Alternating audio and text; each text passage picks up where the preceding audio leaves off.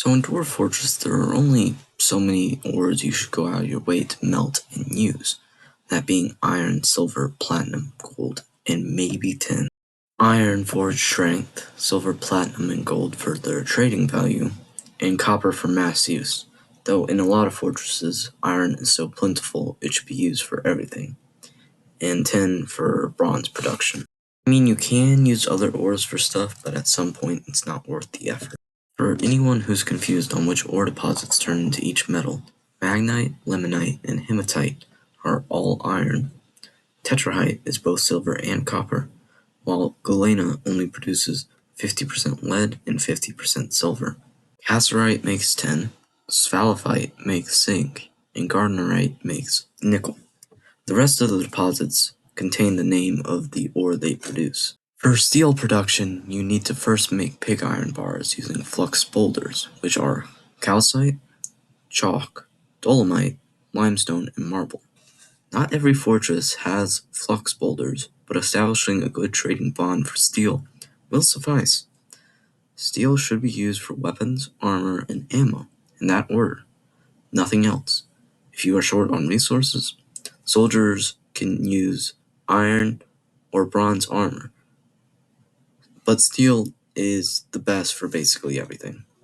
A soldier should be armored in this order: helm, breastplate, mail shirt, greaves, a pair of gauntlets, and high boots for maximum guard. Steel production does require an absurd amount of fuel, so be prepared. For siege ammo, iron is my go-to, even if steel production is high. For fortifications, use whatever ore is laying around, and blunt weapons work better against armored enemies, and bladed against beasts and the unarmored. For those wondering what pocked or translucent metal bars are, or any of those, I have no clue. I have over 200 hours in this game, and I've never seen any. As a recommendation, for armorsmithing and weaponsmithing, I recommend assigning a single dwarf to a workshop to make all the armor, and another workshop and dwarf to make all the weapons.